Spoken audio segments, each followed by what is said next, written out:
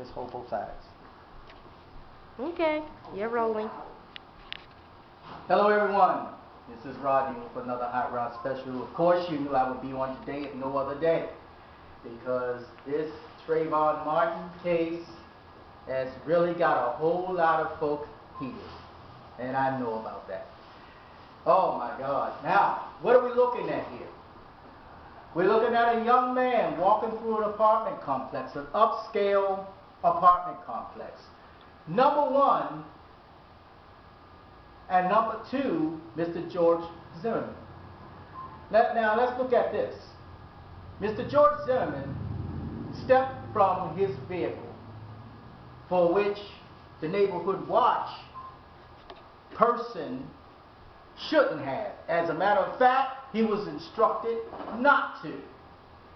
But if I look at everything else in this case, I'll be spellbound. But let me look at the one thing in this case that matters the most. Number one, because there are three things I really want to look at. There are three things I want to look at. And what I did was I bundled all three in one. But let me look at the three things I'm looking at here. Number one, it was profile case. Because Trayvon did not look suspicious at all. He was a person walking through an upscale community who just happened to have a hoodie on. He had Skittles in his hand. And what? A soda? Some kind of drink. Right? Well, actually, I believe it was an Arizona watermelon drink. Maybe cost 99 cents at your local stores. Right? All right, so here we go. A young man, 17 years of age, just 3 weeks into his 17th year, walking through an upscale community with Skittles and an Arizona watermelon drink. And he had on a hood because it was raining outside. Would you say that that was a suspicious person? Would you suspect that person of doing any crime whatsoever or doing anything to anyone? Nope. He's carrying Skittles and a drink. Not a gun. Didn't have no knives on him. Didn't have any, you understand where I'm coming from? A young man, cute in the face. He looks like the average young guy. He had a persona about him, a smile about him, that led you to believe, or will lead anybody to believe, this person is completely harmless. I don't think. And if that didn't get you, the Skittles in the doggone drink would have got you all together. Look, just let him go on about his way. Don't challenge him. But wait a minute. Not only did George Zimmerman challenge him, the young man literally got up in the boy's face, leaned on him, causing problems. Now, under no circumstances, I don't know, call it a black issue or whatever issue, but I don't care who you are. If somebody gets up in your face and, hammers down on your emotion toward you as if they're going to do harm to you, you're going to be like, wait a minute, hold on, I'm not going to let this happen because I got to protect myself to get to where I need.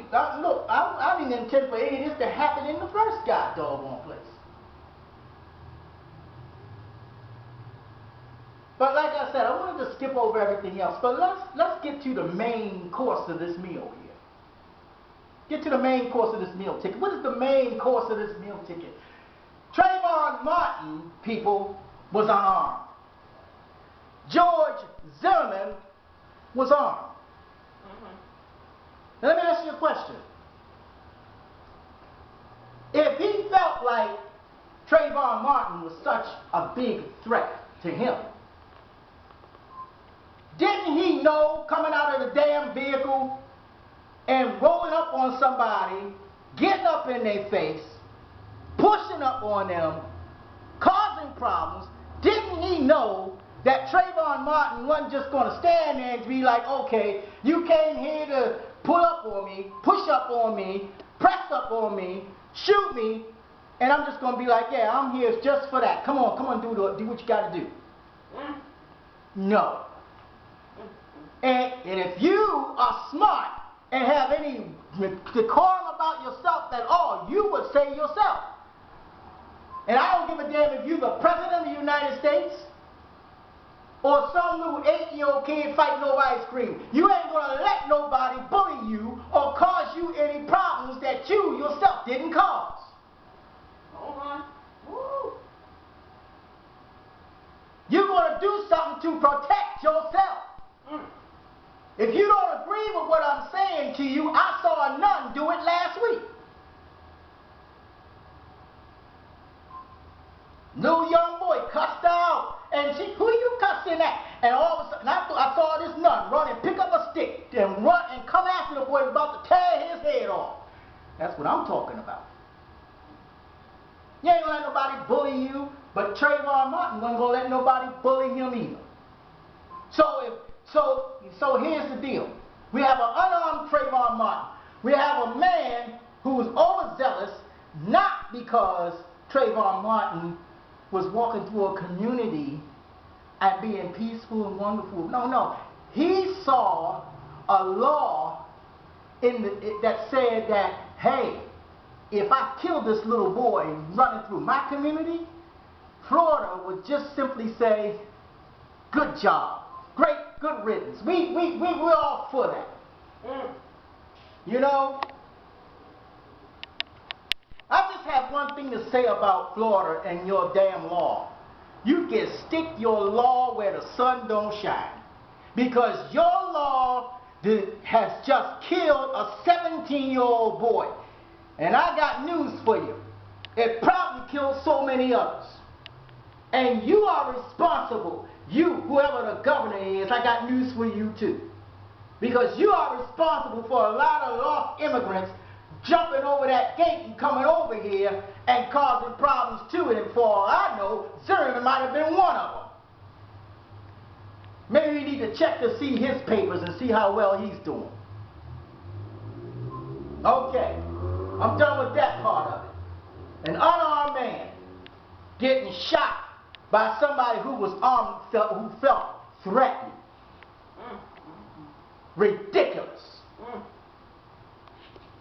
It's a situation. Look at it. The young man was unarmed. The man who shot him was armed. Right? Right. Trayvon Martin is dead. Zimmerman is still alive. Murder won. That's my verdict. Murder won. And I'm done. This is Rodney with another Hot Rod special. And I'm making it short because, truthfully, I feel like coming through that camera up into Florida and doing some real marvelous work. But guess what? I'm a Christian at heart. And you know what? George Zimmerman, I'm praying for you. I'm praying for you, George Zimmerman.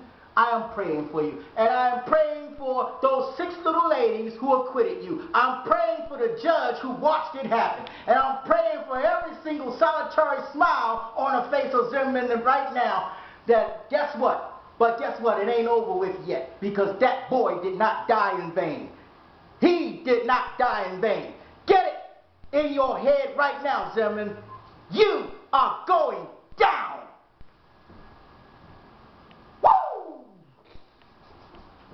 There it is. I'm done.